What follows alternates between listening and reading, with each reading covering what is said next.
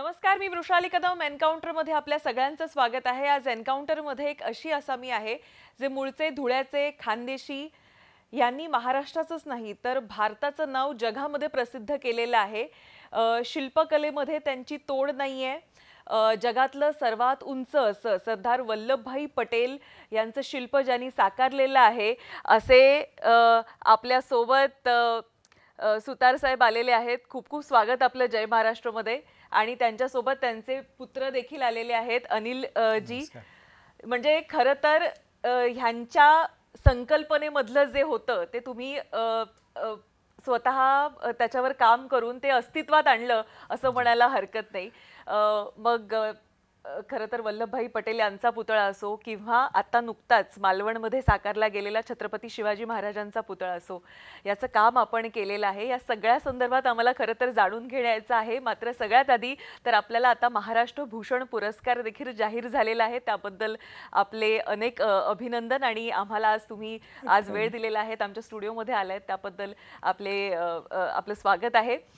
पहिला अर्थातच प्रश्न याचा की जगातली सगळ्यात उंच अशी कलाकृती आपण साकारली, काय संकल्पना होती त्याच्या मागची? खरं म्हणजे ही कृती आम्ही केलेली असं नाही, मोदींनी त्यांच्या विचाराप्रमाणे ही मूर्ती करण्यात आली. त्यांनी की यांनी जे काही काम केलं आहे,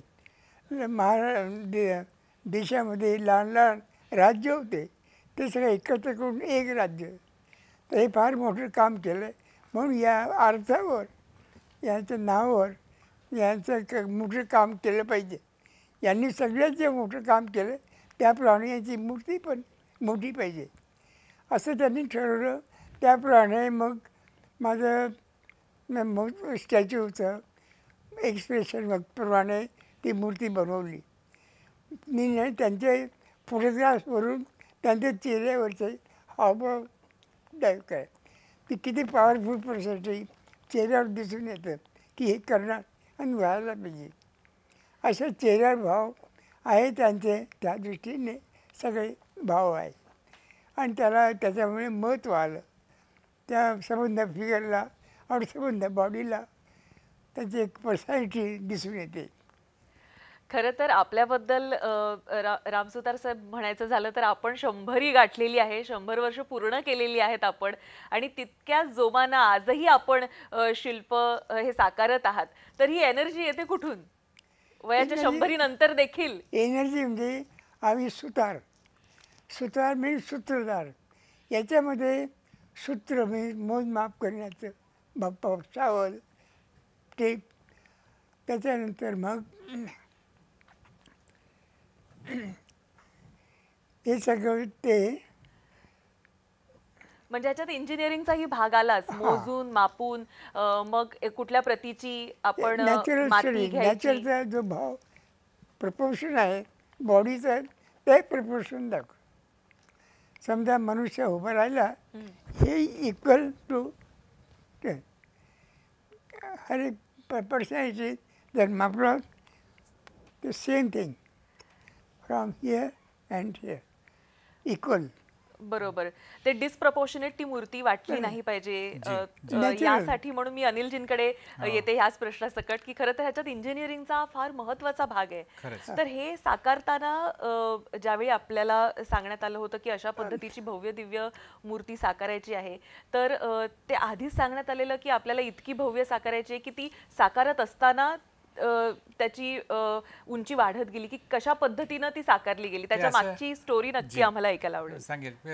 जेव्हा प्रधानमंत्री मोदीजींनी हे संकल्पना केली तर तेव्हा त्यांना वाटलं की आपण खूप मोठी एक मूर्ती बनवावी. तर त्यांनी अमेरिकेचे एक आर्किटेक्ट होते मायकल ग्रेव्स, त्यांनी म्हणजे अपॉइंट केलं की तुम्ही हा प्रोजेक्ट करा आमच्यासाठी. आणि मग त्यांना विचारलं की इथे कुठल्या प्रकारची मूर्ती चांगली राहील. तर ते काय म्हणाले की आपण एक हिस्टोरियनला अपॉइंट करूया.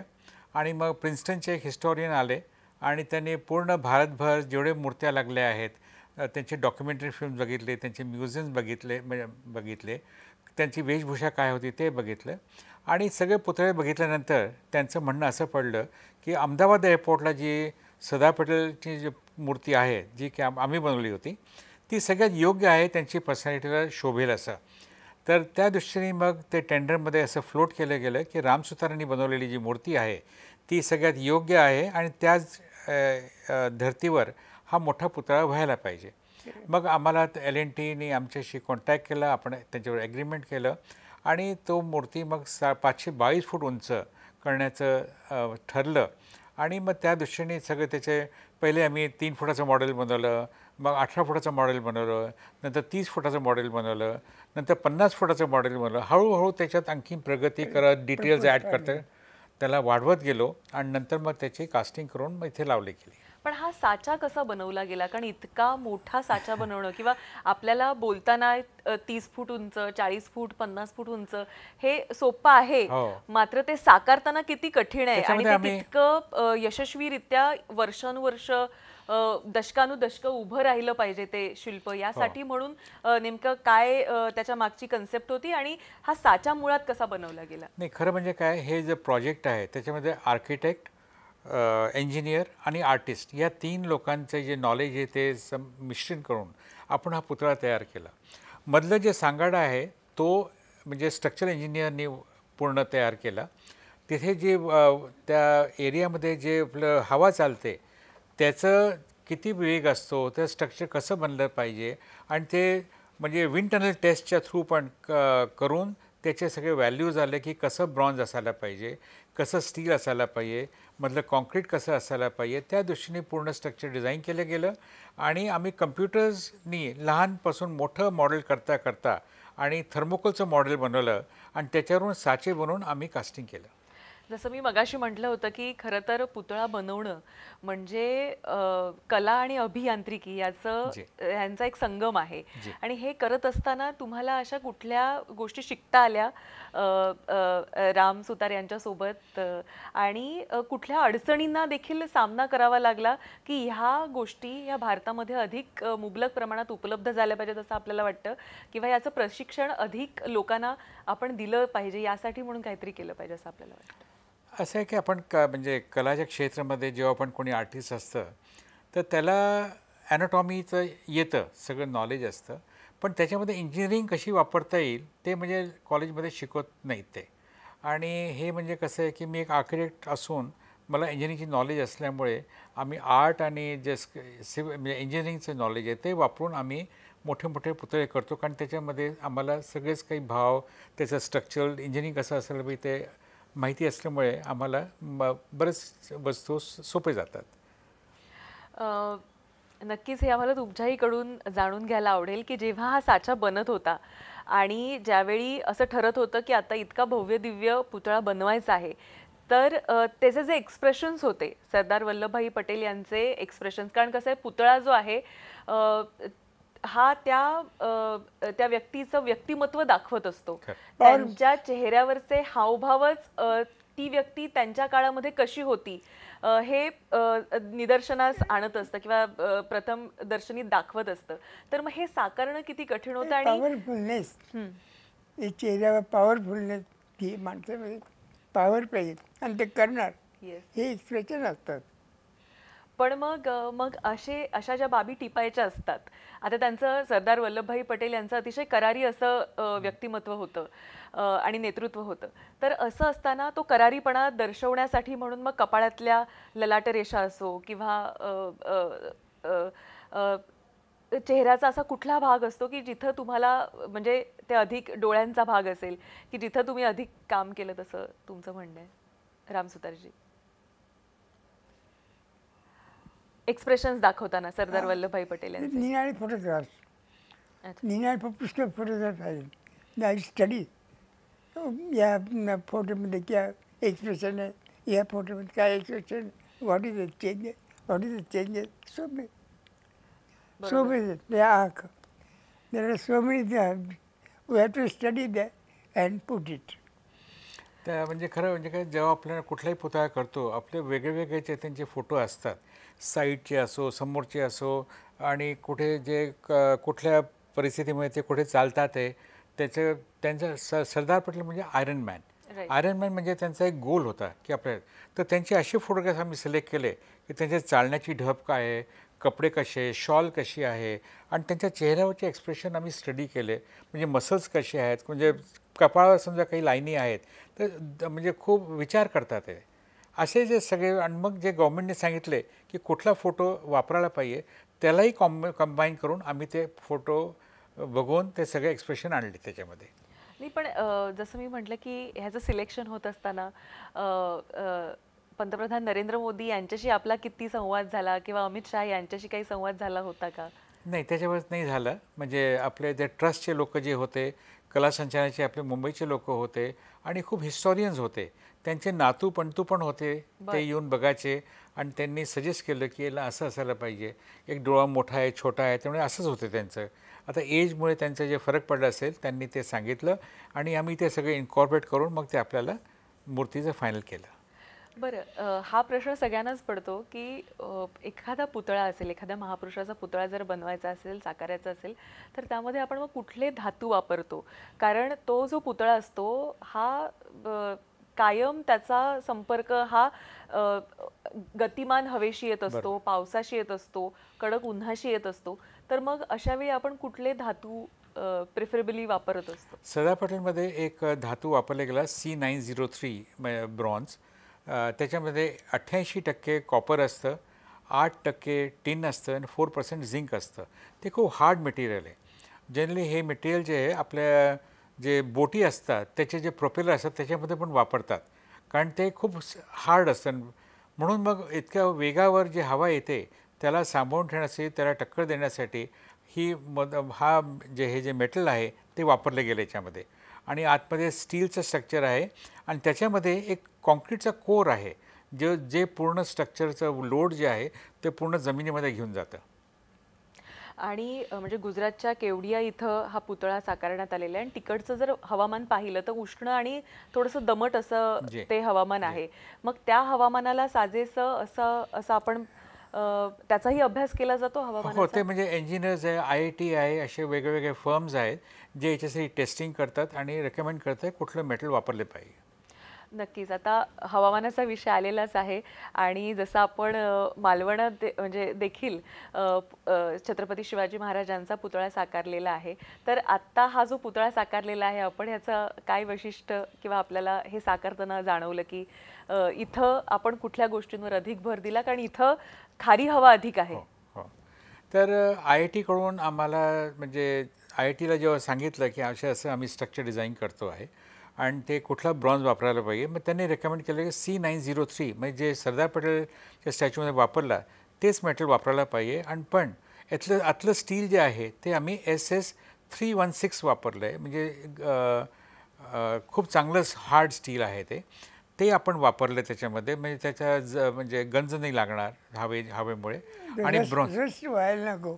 हां, तर पण खारी हवा जी असते अशा हवेमध्ये एखादी कलाकृती, एखादी आकृती जर तग धरून दशकांहून दशकं जर आपल्याला ठेवायची असेल तर त्यासाठी म्हणून आपण कशा पद्धतीचे अधिक उपाययोजना करतो? म्हणजे जसं मी म्हटलं की केवडियाचं जे वातावरण आहे ते उष्ण आणि दमट आहे, इथं खारी हवा आहे, पाऊस अधिक आहे. हो. तर म्हणून तर 316 सगळ्यात चांगलं स्टील आहे आणि मग ते आपण वापरलं त्याच्यामधल्या स्ट्रक्चरसाठी. आणि बाहेर C903 जे मेटल आहे ते वापरलं आपण. आणि जे खाली कॉन्क्रीट टाकले ते M50चं कॉन्क्रीट टाकलं गेलं ज्याच्याने त्याच्यामध्ये आणखी मजबूती आली आहे. बरं, आधीचा जो पुतळा होता बनवलेला तो नेमका कुठल्या गोष्टी कमी पडल्या असतील त्याच्यामुळे पडला? म्हणजे मी बघून आलो होतो त्या स्टॅच्यू पडल्यानंतर. त्याच्यामध्ये जे लोखंड वापरलं ते साधं लोखंड वापरलं होतं जे माइल्ड स्टील असतं ते.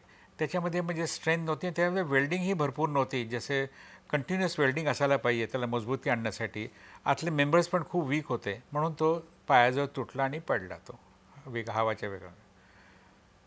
हां, म्हणूनच म्हणजे जसं मी म्हटलं की जोरदार हवा, कारण समुद्र किनाऱ्यावर राजकोटच्या किल्ल्या जवळून जो हवेचा वेग आहे आणि तिकडचं जे हवामान आहे, पाऊस मोठ्या प्रमाणावर पडत असतो, खारी हवा आहे आणि त्यामुळे अधिक प्रिकॉशन तुम्हाला वाटलं यावेळी आपल्याला घेताना कुठल्या गोष्टींवर अधिक काम तुम्हाला करावं लागलं? आम्ही ॲज अ स्कल्प्टर म्हणजे इतके म्हणजे सायंटिफिक नाही आहे, पण म्हणजे IITनी आणि आमचे स्ट्रक्चरल इंजिनियर जे आहेत स्केलेटन त्यांची कंपनी दिल्लीला, तर त्यांनी डिझाईन केलं, IITने ते पास केलं आणि त्यांनी रेकमेंड केलेले वस्तू आम्ही चेंजेस केले आणि त्या दृष्टीने पूर्ण स्ट्रक्चर आणि स्टॅच्यू आम्ही त्या दृष्टीने बनवला. पूर्वीचं जसं आय सेक्शन्स वापरले होते पायामध्ये किंवा चॅनल्स वापरले होते, आता आपण 20 mm प्लेट घेऊन त्याचा बॉक्स बनवून पायात टाकलेले. कारण आणि त्याला एक शेला दिला आहे जो खाली टच करतो, म्हणजे 3 पॉईंट्सवर तो स्टॅच्यू रेस्ट करतो. पूर्वीचा पुतळ्यानुसार 2 पायावर होता, तर ते हवा आणि बॉडी मोठी असल्यामुळे हवेचा वेग आल्यामुळे ते पडला. तर आम्ही 3rd पॉईंट आणखीन सपोर्ट दिला आहे, ज्याच्यामुळे त्याला आणखीन स्टेबिलिटी आली आहे आणि आता त्याच्यावर इफेक्ट वाऱ्याचा तेवढा होत नाही. बरं, जसं तुम्ही स्टॅच्यू ऑफ युनिटी बनवलेलं होतं आणि इतक्या मोठ्या प्रमाणावर मला वाटतं जगभरातून लोक, म्हणजे केवळ गुजरातमधून किंवा आजूबाजूच्या राज्यातून नव्हे, देशभरातून नव्हे, तर जगभरातून लोक आज इथं येत आहेत पाहण्यासाठी. तुम्हाला वाटतं की जसा तुम्ही तिथं स्टॅच्यू ऑफ युनिटी बनवलाय त्याच पद्धतीचं पर्यटन इथंही डेव्हलप होईल राजकोटच्या इथं? हो, नक्की नक्की. म्हणजे आत्तापासूनच खूप लोक यायला लागले तिकडे आणि लोकांना तो पुतळा खूप आवडला. जेव्हा बूट पोचले शिवाजी महाराजांचे, तेव्हाच त्यांनी जेव्हा बघितलं त्याच्यावर काम केलं, त्यामुळे आमचे पैसे वसूल झाले म्हणे. त्यामुळे त्याला तिकडच्या लोकांना इतका आवडतो तो पुतळा आणि त्यांना खात्री आहे की म्हणजे आता पर्यटन आणखीन वाढेल तिकडे. तुमच्याकडून जाणून घ्यायला मला नक्की आवडेल रामसुतारजी, की शिवाजी महाराजांचं जेव्हा पुतळा बनवला गेला होता त्यावेळी हावभाव कसे असावे, त्याबद्दल तुम्ही काय खास निरीक्षण करून? शिवाजी महाराजांचा आत्ताचा जो पुतळा आहे, शिवाजी महाराज, हां शिवाजीचं एक्सप्रेशन, हां हां, हे powerfulness, standing, sitting, whatever pose, but it shows powerful. Standing, sitting, सोबत. त्याच्यामध्ये असं होतं की आपले तेव्हा CM शिंदेसाहेब, एकनाथ शिंदेजींनी मला सांगितलं की जसा पूर्वीचा पुतळा होता साधारण त्याच पोजमध्ये असायला पाहिजे, का तो पुतळा पहिले पंतप्रधानांनी तो उद्घाटन केला आहे आणि त्याच्या व्यतिरिक्त दुसरा काही नको आहे आपल्याला, तर त्याचा हात पुढे केलेला, तलवार उगारलेला असाच पाहिजे.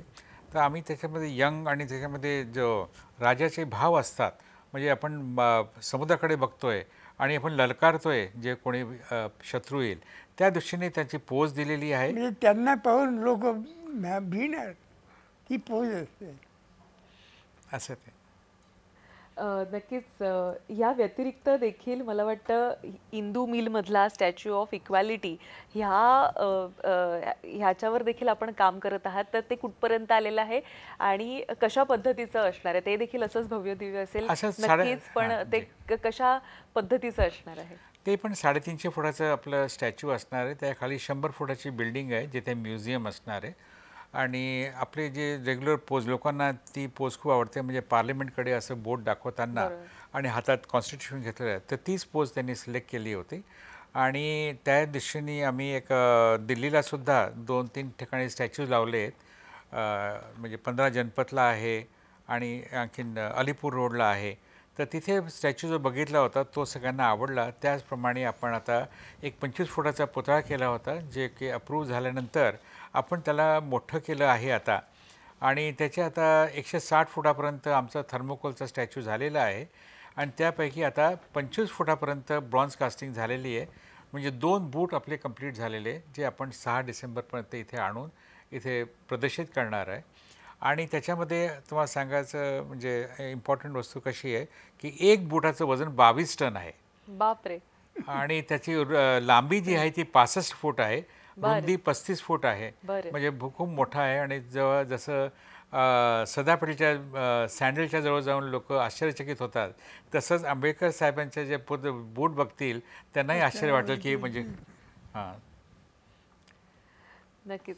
पण मला हा प्रश्न नेहमी पडतो, कारण इतकी मोठी आकृती साकारत असताना त्याचे जेव्हा साचे बनवले जातात, त्याचं असेंबल त्यांना करणं, एकत्रितरित्या सुसंगत पद्धतीनं लावणं, हे किती चॅलेंजिंग असतं? खूप चॅलेंजिंग असतं. कारण काय, थर्मोकोलची 1:1 स्केलमध्ये जेव्हा बनवतो आम्ही, त्याचं जे श्रिंकेज असतं त्याला धरून आम्ही स्टॅच्यू तेवढा मोठा बनवतो आणि मग त्याचे 4 फूट बाय 5 फूटचे तुकडे करतो थर्मोकोलचे, त्याचे साचे घेतो आणि मग त्याच्यावरून कास्टिंग करतो. मग हे 4 फूट बाय 5 फूटचे तुकडे आम्ही सगळे जोडून सगळे आपण एकत्र ते करतो, म्हणजे त्याची कंटिन्युटी राहील, अलाइनमेंट राहील. 30 फुटाचा समजा पुतळा आपण जोडले गेला तर वरचा 10 फुटाचा आपण वेगळा करतो आणि खालचा 20 फुटाचा आपण असेंब्लीसाठी साईटवर पाठवतो.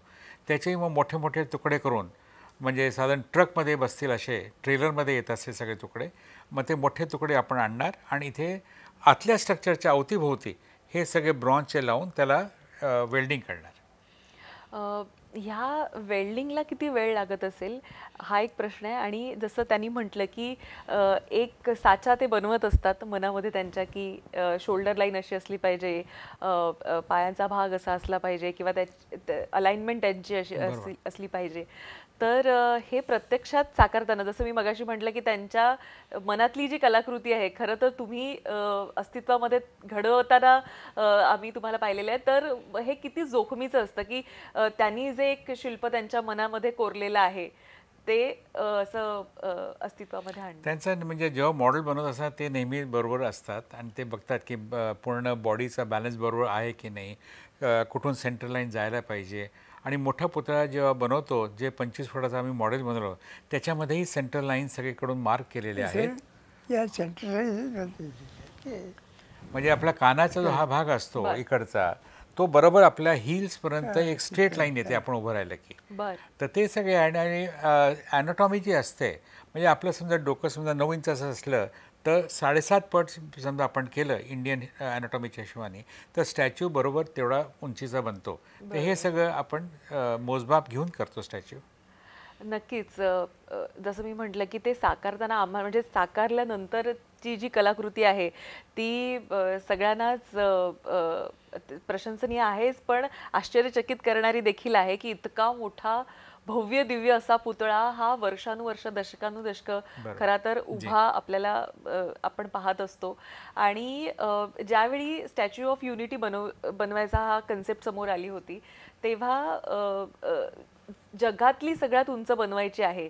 तर त्यावेळी तुम्हाला असं वाटलेलं होतं का की हा इतका मोठा विस्तीर्ण परिसर आहे तो, म्हणजे जेणेकरून एका झटक्यामध्ये आपण संपूर्ण तो परिसर पाहू शकू अशा पद्धतीची त्याची रचना असावी किंवा त्यांची प्लेसमेंट असावी. मग हे कसं आर्किटेक्ट डिझाईन करतात ते म्हणजे आर्किटेक्टने बिल्डिंग डिझाईन केली, ते म्युझियम डिझाईन केलं आणि त्या पर्टिक्युलर एरियामध्ये सर्वे करून कुठली योग्य जागा आहे एवढं मोठं मॉन्युमेंट करण्यासाठी त्या आर्किटेक्ट आणि स्ट्रक्चरल इंजिनियर्सनी मिळून ते डिसाईड केलं. आणि मग तो पुतळा कसा असावा, किती मोठा असावा, त्याचं वजन किती असणार आणि डायरेक्शन ऑल्सो फेस कहाँ रहना चाहिए. बरोबर बरोबर. म्हणजे कोणीकडे चेहरा मग त्या चेहरा आपण डॅमकडे सरदार सरोवर डॅमकडे बघताना पुतळा केलेला आहे. बरोबर. पण मला आजही कौतुक वाटतं की वयाची 100 ओलांडल्यानंतर सुद्धा त्यांच्यामध्ये तितकाच उत्साह आहे, तितकंच चैतन्य आहे. आणि जसं तुम्ही म्हटलात की ते स्वतः साईटवर येऊन ते सगळं पाहणी करतात आजही.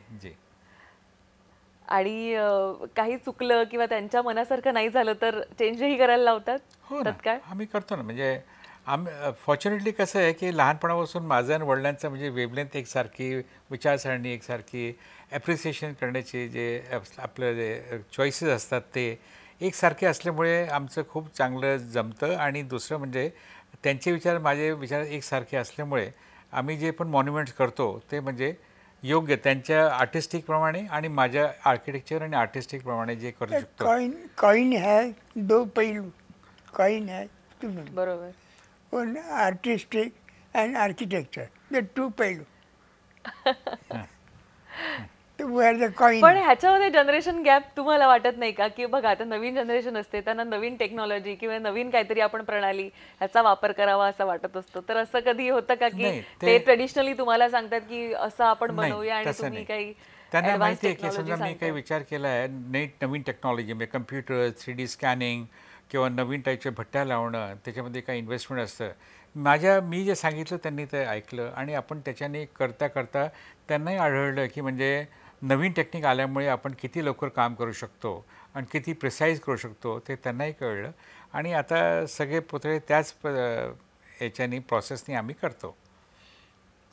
मला असं वाटतं की केवळ सरदार वल्लभभाई पटेल यांचा पुतळा नव्हे किंवा छत्रपती शिवाजी महाराज यांचा आता आपण नुकताच साकारलेला पुतळा नव्हे, तर महात्मा गांधी यांचा पुतळा जो राम सुतार यांनी साकारला होता, त्याला सुद्धा प्रचंड प्रशंसा त्याची केली गेली आणि त्याचे टेम्पलेट्स देखील परदेशात पाठवले गेले, म्हणजे त्या कलाकृतीचे. तर ही खरंच प्रशंसनीय बाब आहे सर्वांसाठीच. तर त्याच्या मागची ते साकारत असताना, महात्मा गांधी साकारत असताना नेमकी काय संकल्पना होती? सगळ्यात पहिले तर 1972मध्ये जेव्हा गांधी सेंटेनरी होती, तेव्हा इंडियन गव्हर्नमेंटला 6 का 7 देशांनी रिक्वेस्ट पाठवली की आम्हाला गांधींचा स्टॅच्यू लावायचा आहे, बस लावायचा आहे, तर तुम्ही आम्हाला प्रेझेंट करा. तर गव्हर्नमेंट ऑफ इंडियानी ICC यांनी काय केलं की 10-15 आर्टिस्ट लोकांना सांगितलं तुम्ही गांधींचा बस तयार करा आणि सगळ्यांचे मूर्त्यांचे फोटो घेऊन प्रत्येक कंट्रीला पाठवलं. त्यांना सांगितलं जो पुतळा तुम्हाला आवडेल तो आम्ही तुम्हाला प्रेझेंट करू. फॉर्च्युनेटली सगळ्या देशांनी वडिलांनी बनवलेला जो बस होता त्याच्यावर साईन करून पाठवले आणि त्या 72मध्ये 6 पुतळे वेगवेगळ्या ठिकाणी पहिल्यांदा गेले आणि तेव्हापासून आजपर्यंत 450 शहरांमध्ये ऑल ओव्हर द वर्ल्ड गांधींचे पुतळे वडिलांच्या हस्ते बनलेले सगळीकडे लावलेले आहेत. पण ही किती कौतुकास्पद गोष्ट आहे की जगभरामधून एकाच व्यक्तीला मान्यता दिली गेली, त्यांच्याच कलाकृतीला मान्यता दिली गेली. कारण वडिलांचं जे एक टेक्निक आहे क्ले हँडलिंगचं, त्याच्यामध्ये लोक त्यांना रोडॅनशी पण कम्पेअर करतात, मायक्लॉनशी पण म्हणजे सिम्प्लिसिटीमध्ये स्ट्रोक्स लावून जे त्यांनी सॉफ्टनेस आणले स्टॅच्यूमध्ये आणि हावभाव आणले, ते लोकांनी खूप अप्रिशिएट केले.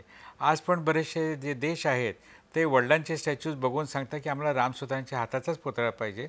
आणि आता नुकतंच आम्ही जपानला 2 महात्मा गांधीचे पुतळे पण सप्लाय केले आहेत. जसं मी म्हटलं की केवळ आपलं काम हे भारतापुरतं मर्यादित नाही आहे, परदेशात देखील आपलं काम चालू आहे. मग परदेशामधल्या कामाचा अनुभव आणि भारतातल्या कलाकृतीचा अनुभव याच्यामध्ये काय तुम्हाला फरक वाटला कामाच्या पद्धतीमध्ये? असे बाहेरच्या देशांमध्ये एवढे पुतळे होत नाही, म्हणून बाहेरच्या देशांमध्ये असं काही ऑर्डर मिळत नाही. आपलं गव्हर्नमेंट ऑफ इंडियानीच आम्हाला जे ऑर्डर दिले होते आम्ही तेच पुतळे पाठवलेले आहे. 1-2 काही असतात पुतळे ते आम्ही केले लोकांसाठी. पण तिकडचं स्ट्रक्चर किंवा तिकडचं हवामान याचाही अभ्यास करावाच लागतो. त्याचाही अभ्यास करावा लागतो जी. आणि मग बाहेरच्या देशामध्ये एवढी मोठी पुतळे निघून राहिली. बरोबर, ट्रान्सपोर्टेशन हा देखील एक महत्त्वाचा घटक असतो त्या सगळ्यामधला. पण सगळ्यात महत्त्वाचं म्हणजे चेहऱ्यावरचे हावभाव. कारण मला असं वाटतं की राम सुतार यांनी साकारलेले जी कलाकृती आहे ती स्वतःच बोलते. त्यामुळे त्या व्यक्तीचा त्या काळामध्ये असलेला स्वभाव, त्यांचा कुठेतरी एक लेखाजोखाच त्यांच्या कलाकृतीमधून इतकी वर्ष सतत अवतरत आलाय. ते कसं आहे म्हणजे ॲज अ स्कल्प्टर कोणी पण असलं तर त्यांचं म्हणजे ध्येय हे असतं की राजा आहे तर राजासारखं त्याचा रुबाबा असायला पाहिजे. गांधीजी आहे तर मेडिटेशनमध्ये आहे, म्हणजे सॉफ्ट नेचर आहे त्यांचं. तसेच जेवढे पण आपले रिव्होल्युशनरी जेवढे होऊन गेले आपले, तर त्यांचं त्याच पोजमध्ये आम्ही बनवलं. जसे महात्मा फुले झाले, शाहू महाराज झाले किंवा भगतसिंग झाले, आपण त्यांनी काय कार्य केलं ते लक्षात ठेवून आपण त्यांची पोज आणि हावभाव ठेवतो त्यांचे. मला वाटतं Ram Sutar art creation private limited आणि Ram Sutar fine arts private limited ह्या देखील आपण कंपनीज जे मधल्या काळामध्ये सुरू केलेल्या आहेत, त्यांची घोडदौड कशी चालू आहे आणि सध्या कुठले प्रोजेक्ट्स आपल्या हाती आहेत, अपकमिंग प्रोजेक्ट? हो, आम्ही 2 कंपनीज फॉर्म केले होते. कारण एक कंपनी आमची एक्सपोर्ट पण करते, म्हणजे राम सुतार आर्ट क्रिएशन, आता फाईन आर्ट्स पण करते.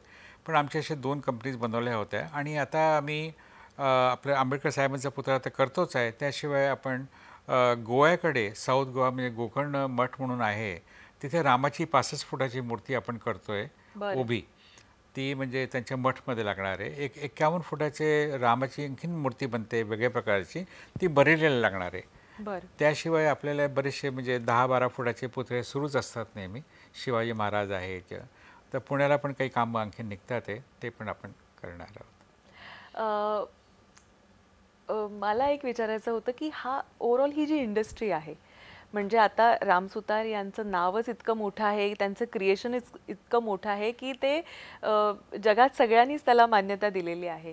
मात्र आता जर आपण शिल्पकार ह्या इंडस्ट्रीकडे जर पाहायला गेलं, स्कल्पचर या इंडस्ट्रीकडे पाहायला गेलं, तर त्यांच्यासमोर किती मोठी आव्हानं तुम्हाला वाटतात आणि सरकारनं कुठल्या गोष्टींकडे लक्ष दिलं पाहिजे ह्या उद्योगाला देखील चालना देण्यासाठी किंवा शिल्पकारांच्या हाताला गती मिळावी यासाठी? म्हणजे गव्हर्नमेंटने डेफिनेटली हेल्प करायला पाहिजे आणि त्यांना काय जागेची गरज असेल किंवा कुठल्याही प्रकारचं जे त्यांना वाटतं की काम करण्यासाठी सगळ्यांना काम मिळावं, आमच्या सगळ्या आर्टिस्ट लोकांना आमची ही पण सद्भावना असते त्यांची. पण कसं आहे की म्हणजे एक्सपिरियन्सच्या हिशोबाने आपण कुठलंही काम देतो कोणाला. जसं आपण हार्ट सर्जरी समजा कोणाची करायची असली तर आपण बघतो की कोण चांगलं करतं, ते कोण म्हणजे एफिशियंट आहे. तसंच कदाचित म्हणजे आता या फील्डमध्ये एवढे मोठे मोठे आपण पुतळे करतो तर लोक हे बघतात की किती एक्सपिरियन्स आहे आणि किती लवकर करू शकतात.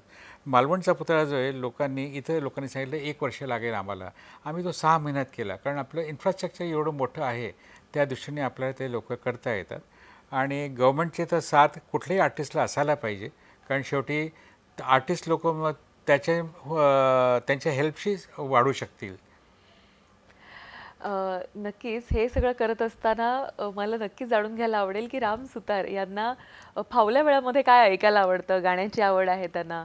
आता त्यांना मला नक्कीच वाटतं की ते घरी देखील असं काही ना काहीतरी त्यांना आवडत असेल तर एखादी कलाकृती साकारत असतील, याही वयात साकारत आहेत. तुम्हाला सांगतो म्हणजे तर तुम्ही चांगला प्रश्न विचारला.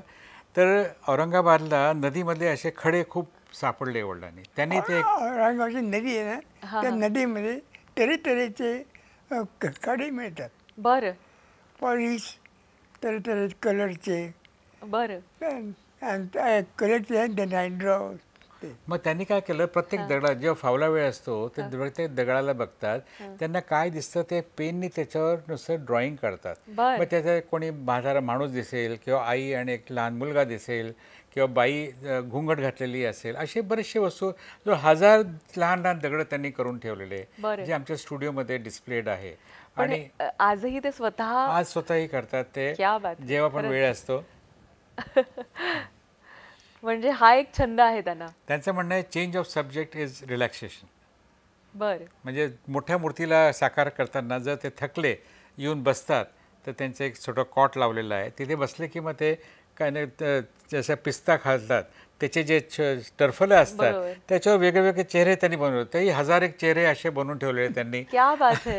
आणि लोक जेव्हा येतात त्यांना आश्चर्य वाटतात की अरे इतक्या म्हणजे पिस्ताचा शेल आपली एवढीच असते, त्याच्यावर ते चेहरे वेगवेगळे, कोणी राजस्थानी दिसेल, कोणी आकार दे पिस्ता तसाच आहे, गोल चेहरा आहे, त्याच्यावर वेगवेगळे चेहरे पण त्यांनी काढलेले. पेपरमध्ये काही समजा आलं तर त्याच्यावर ते स्केचिंग करून त्याचा वेगळाच भाव करून टाकतात. म्हणजे खरं तर मला असं वाटतं की दगडाच्याही आतलं जे शिल्प आहे किंवा त्या ज्या कलाकृती त्या रेखांचा खरा त्यांचा गाढा अभ्यास आहे. त्या रेखा शोधून काढणं आणि त्यातून कलाकृती खरं तर साकारणं म्हणजे लोक ज्या खडकांवरून किंवा बारीक दगडांवरून चालले जातात त्यालाच उचलून त्यांनी एक आर्ट पीस बनवून टाकलं आणि म्हणतात जहा मेरी नजर वहा दुनिया बेखबर. बरं, हा एक छान मुद्दा तुम्ही उपस्थित केला, वहा दुनिया बेखबर. तर मला हेही विचारायला आवडेल की आपण हे इतके भव्य दिव्य पुतळे साकारतो, नक्कीच साकारतो, पण त्यांचं जतन कसं करायचं त्या बाबतीत आजही तितका अवेअरनेस नाही आहे. तर ते जतन करण्यासाठी म्हणून काय करावं लागतं? असं आहे की ब्रॉन्झ मटेरियल असं आहे की रॉ स्टेजमध्ये जरी ठेवलं तर ऑटोमॅटिक कॉपर जास्त असल्यामुळे ते नेहमी ऑक्सिडाईज होतं आणि एक नॅचरल पटिना त्याच्यावर होतं. युरोपमध्ये कसं असतं, आपण फिरला असाल तर ग्रीन रंगाचे स्टॅच्यू असतात, म्हणजे जिथे इथे कॉपरला पाणी येऊन मिळतं किंवा बर्फ येऊन मिळतं किंवा ऊन लागतं कुठे ग्रीन कलर तर ते कॉपर ग्रीन होतं. जसं स्टॅच्यू ऑफ लिबर्टी आहे अमेरिकेला, ती कॉपरची बनलेली आहे, म्हणून पावसाचं आणि तिथलं जे वातावरण आहे त्याला ते ग्रीन होऊन गेलं. ते तसंच ब्रॉन्झचे पुतळे असे ग्रीन होतात, शेवटी डार्क ब्राऊन पण होतात. तसंच त्या धर्तीवर आपण स्टॅच्यू ऑफ युनिटी जो बनवला आहे त्याला असं रॉ स्टेजमध्ये ठेवलेलं आहे, म्हणजे नेचर त्या हिशोबाने कसा पण त्या रंग होईल तसंच त्या धर्तीवर आंबेडकरांचा पण पुतळा असंच ठेवणार आहे आणि हळू 25-30 वर्षामध्ये त्याचा एक वेगळा रंग तयार होईल. आणि पण इतर ठिकाणी जसं मालवणचा असेल किंवा केम्पेगौडाचा आपण बनवला बँगलोरला किंवा इतर ठिकाणी जे स्टॅच्यूज बनवले त्याच्यामध्ये आम्ही PU पेंट करतो, ज्याच्यानी पावसा पाण्याचा जो इफेक्ट लवकर होणार आहे तो थोडा उशिरा होईल. बरं. ओके. पण मग तो पेंट जतन करावं नाही, लागतं? म्हणजे 5-10 वर्षानंतर जेव्हा आपण डिपेंडिंग ऑन ॲटमॉस्फिअर तो परत करावा लागेल त्याच्यावर. अच्छा, मग तो लेप पुन्हा आपल्याला करावा लागतो? हो, तेच लाईक कार पेंट. आणि ते म्हणजे जर कार आपली म्हणजे कुठल्या कुठल्या ठिकाणी इंडियामध्ये असेल त्याचा कसा वेगळा इफेक्ट असतो. आता गोव्याकडे समजा आम्ही बघितलं तर लवकर खराब होतं, लवकर गंज येतो. कारण खारी हवा आहे. खारी हवा आहे. मग तसं मग त्याच्या दृष्टीने आपल्याला ते चेंजेस करावे लागतील नंतर. नक्कीच. पण हा खरं तर इतका मोठा विषय आहे आणि जसं मला वाटतं अनेकांनी पाहिलेलं आहे स्टॅच्यू ऑफ लिबर्टी असो किंवा आता जसं तुम्ही म्हणताय की अनेक लोक नक्कीच जात आहेत छत्रपती शिवाजी महाराजांची नवीन जी कलाकृती आहे ती साकारलेली जी आहे ती पाहण्यासाठी. आणखीनही अनेक कलाकृती तुम्ही साकारत आहात, तेही आम्हाला बघायला नक्की आवडेल. पण खूप बरं वाटलं की खरं तर खानदेशातल्या आपल्या महाराष्ट्रातल्या मातीचा शिल्पकार म्हणून जगभरामध्ये ज्यांचा गुणगौरव झालेला आहे आणि नुकतंच ज्यांना महाराष्ट्र भूषण म्हणून देखील त्यांना एक मानाचं पान मिळालेलं आहे असे राम सुतारजी, तुम्ही आज आमच्या स्टुडिओमध्ये आलात, आम्हाला वेळ दिलात आणि कमाल आहे की खरंच याही म्हणजे वयाची 100ही पार केल्यावर देखील माणसाची जिद्द असेल आणि आपण ज्या पॅशनेटली काम करतो, जे आपल्याला आवडतं ते जर काम आपल्याला आपल्या हातून करता आलं तर मला वाटतं नंबर इज जस्ट म्हणजे काही मॅटर नाही करत. तुमचं काम, तुमचं विजन हे कायम लोकांपर्यंत जात असतं, दिसत असतं आणि त्यासाठी म्हणून त्यांची धडपड याही वयात सुरू आहे. वयाच्या 100ला ते स्वतः जसं त्यांनी सांगितलं की नदीतले दगड असो किंवा त्याच्यावर कलाकृती साकारणं, पिस्त्याचे जे कवर असो त्याच्यावर कलाकृती साकारणं हे आजही त्यांचं अविरत सुरू आहे आणि त्याच पद्धतीनं भव्य दिव्य जगातील सर्वात मोठे पुतळे साकारणं हेही काम त्यांचं अविरत सुरू आहे. तुम्हाला अनेक शुभेच्छा. तुमच्यासोबत तुमचे सुपुत्र अनिलजी देखील हा सगळा भार हाती घेऊन सगळा म्हणजे कारभार हा हाकतायत आणि उत्तम अशा कलाकृती त्यांनी भारतामध्ये आत्ता देखील प्रस्थापित केल्या. ते येत्या काळामध्ये देखील आम्हाला नवीन पाहायला मिळणार आहे असंही ते म्हणतात. त्याबद्दल तुम्हाला अनेक शुभेच्छा आणि आज तुम्ही आमच्याकडे आलात आणि आम्हाला वेळ दिलात त्याबद्दल आपले अनेक आभार. खूप खूप धन्यवाद. वेळ झालेली आहे एन्काउंटरमध्ये आता इथंच थांबायची, पण तुम्ही कुठेही जाऊ नका. पाहत राहा फक्त जय महाराष्ट्र.